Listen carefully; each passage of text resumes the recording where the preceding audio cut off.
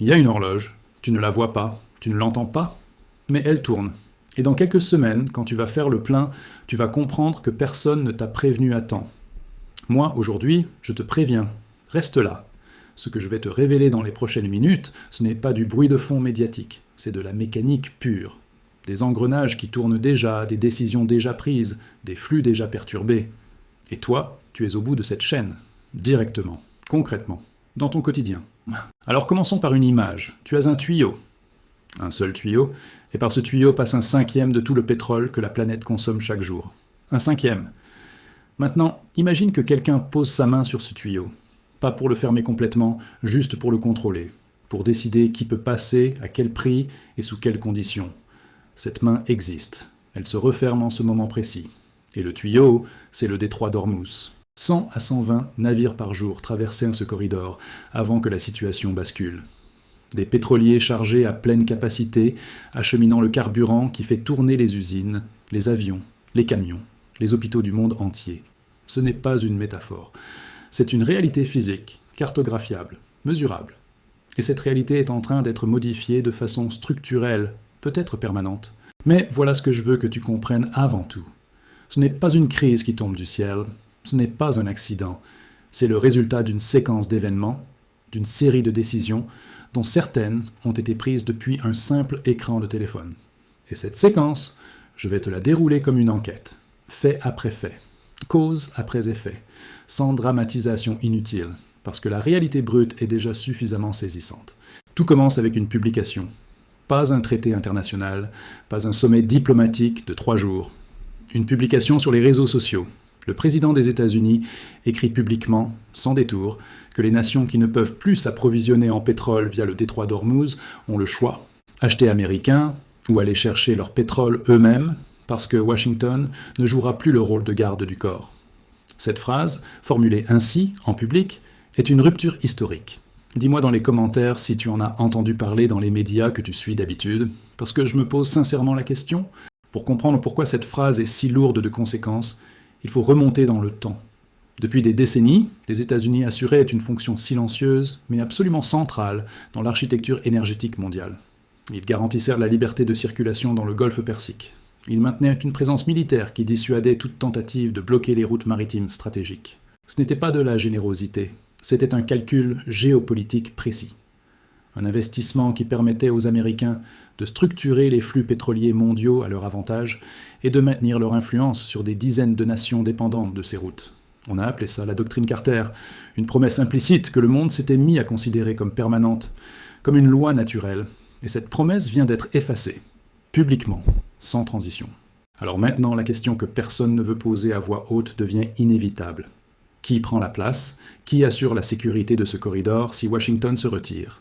Et la réponse, elle est là. Elle arrive depuis Téhéran. Le Parlement iranien est en train de travailler sur une législation formelle. Une vraie loi, avec des articles, des clauses, des mécanismes d'application. Cette loi prévoit d'établir un système de péage sur le détroit d'Ormuz. Elle prévoit d'interdire le passage aux navires battant pavillon de certaines nations, notamment celles ayant imposé des sanctions contre l'Iran. Et elle prévoit de confier à un État tiers, Oman, la charge de construire le cadre juridique permettant de faire respecter tout ça. Réfléchis une seconde à ce que ça signifie concrètement. L'Iran est en train de se donner les moyens légaux et institutionnels de contrôler le robinet énergétique de la planète. Et pendant ce temps, le gendarme traditionnel de ce robinet vient d'annoncer qu'il rentre chez lui.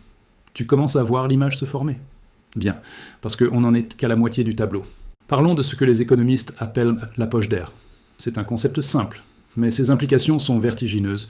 Un pétrolier quitte le golfe Persique chargé jusqu'à la limite. Il navigue pendant 30 à 45 jours selon sa destination. Pendant ce temps, il est en mer, inaccessible, en transit. Maintenant, imagine que le détroit se ferme aujourd'hui. Ce pétrolier qui était parti la semaine dernière va quand même arriver à bon port dans 1 mois. Les stocks se reconstituent, les pompes fonctionnent, les prix restent relativement stables. Et les gens se disent que finalement, ce n'est peut-être pas si grave. Mais derrière ce dernier navire, il n'y a plus rien. Le vide, l'air. Et dans 30 jours, cette poche d'air arrive à destination. Elle est actuellement en train de traverser le monde comme une onde de choc invisible. L'Asie de l'Est la ressent cette semaine. La Corée du Sud, le Japon, Taïwan voient leurs réserves baisser, leurs coûts d'importation s'envoler. L'Europe suit dans les jours qui viennent, et toi, où que tu sois, tu vas te retrouver face à cette vague dans 2 à 3 semaines, pas sous forme d'une pénurie brutale et visible, sous forme d'un chiffre affiché sur un panneau de station-service, un chiffre que tu n'avais jamais vu avant. Le baril de Brent est actuellement autour de 117 $. La moyenne nationale du prix de l'essence aux États-Unis vient de franchir officiellement les 4 $ le gallon. C'est un seuil que les Américains connaissent bien, un seuil psychologique qui change les comportements, qui pèse sur les décisions d'achat, qui modifie la façon dont les familles planifient leur budget.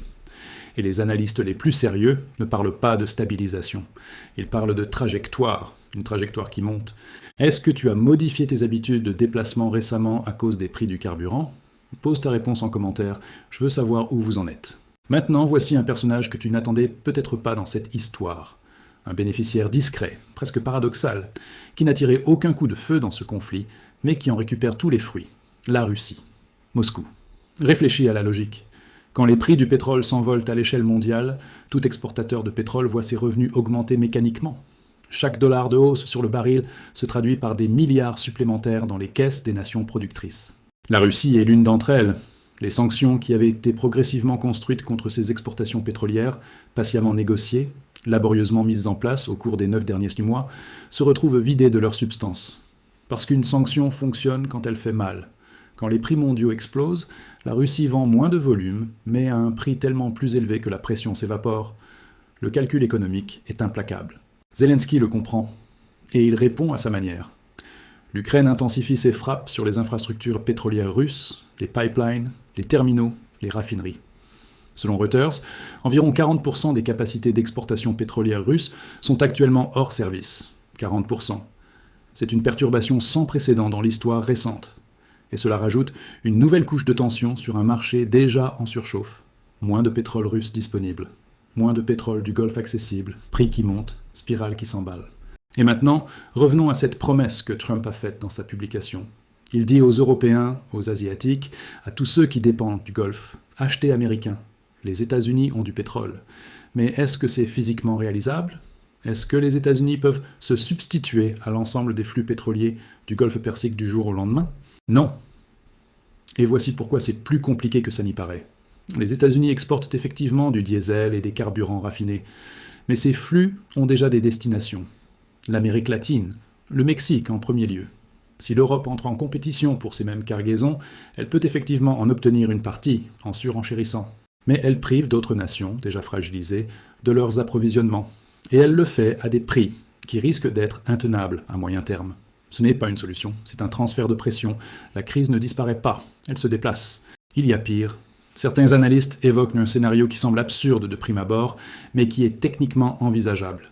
Celui où, face à la pression politique intérieure sur les prix, l'administration américaine déciderait d'interdire elle-même ses propres exportations de carburants raffinés pour protéger son marché domestique. À court terme, les stocks intérieurs augmentent. Les prix semblent baisser. Politiquement, c'est une victoire annoncée. Mais dans les semaines qui suivent, les raffineries qui n'ont plus de débouchés à l'export commencent à réduire leur production. Et ce sont les côtes est et ouest des États-Unis qui se retrouvent en tension d'approvisionnement sur l'essence ordinaire. Pas parce qu'il n'y a plus de pétrole brut, parce que les circuits logistiques qui permettent de le transformer et de l'acheminer ont été cassés par une décision politique prise sans anticiper les effets de second rang. Les marchés comprennent ça, les politiques, rarement.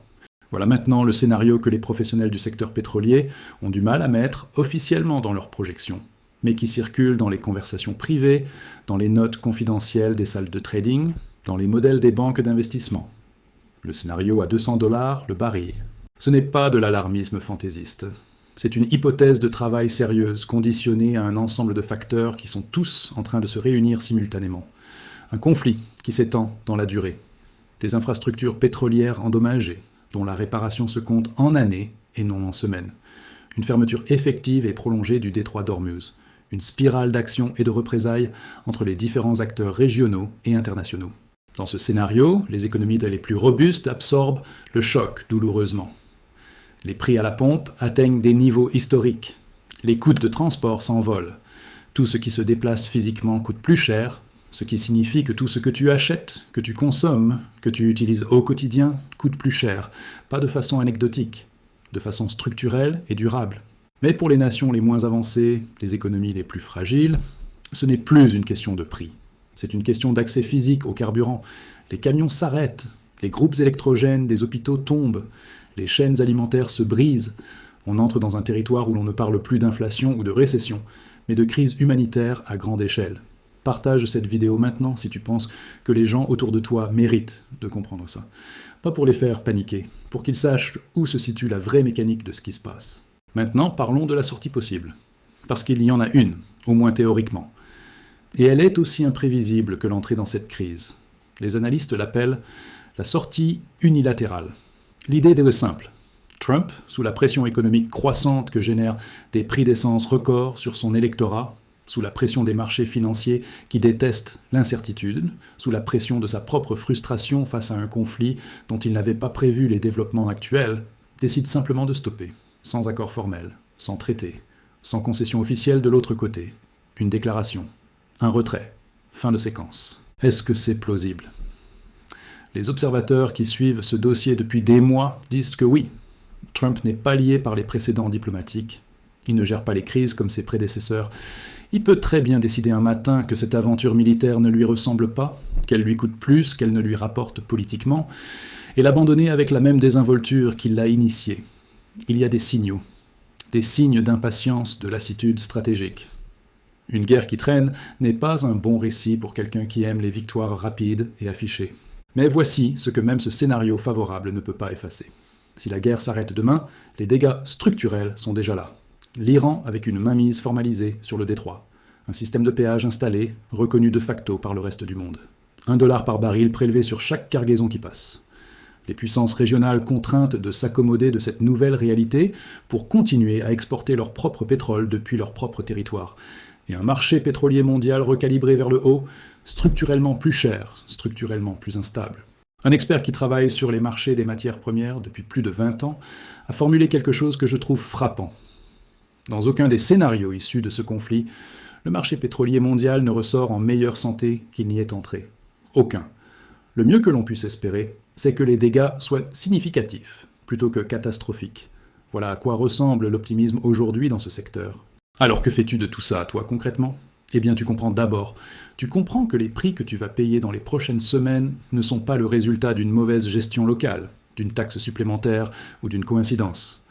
Ils sont le produit d'une séquence géopolitique précise, d'une rupture stratégique majeure et d'une mécanique de marché que personne n'a le pouvoir d'arrêter d'un claquement de doigts, peu importe ce qu'on te dit. Tu comprends aussi que le monde d'après ne ressemble pas au monde d'avant, que le point de retour vers une normalité pétrolière telle qu'elle existait il y a encore quelques mois n'est tout simplement plus sur la carte. Les deux scénarios possibles, conflit prolongé ou sortie unilatérale, mènent tous les deux à un marché énergétique mondial durablement transformé. Plus tendu, plus fragmenté, plus cher. La poche d'air arrive, elle se déplace de l'Asie vers l'Europe, de l'Europe vers toi, et maintenant, tu sais ce que c'est, tu sais d'où elle vient. Et tu sais qu'elle n'a pas été causée par des forces invisibles, ou des coïncidences malheureuses, c'est le résultat d'une séquence de décisions humaines, prises par des humains identifiables, pour des raisons que tu peux maintenant analyser toi-même. Est-ce qu'on va vers une sortie rapide, ou vers une escalade prolongée ? Dis-moi ce que tu penses dans les commentaires. Je lis tout, et je veux vraiment savoir comment vous analysez la suite depuis là où vous êtes. Le détroit qui va faire exploser vos prix à la pompe ? Et personne ne vous dit vraiment pourquoi ? Si cette analyse t'a appris quelque chose que tu ne savais pas ce matin, fais une chose simple.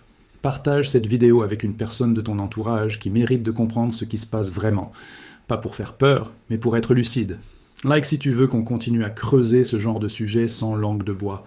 Abonne-toi parce que ce qui arrive dans les prochaines semaines va aller encore plus loin et tu voudras être là quand ça sort. Et dans les commentaires, pose-moi la question que tu te poses encore après avoir regardé ça. Je suis là.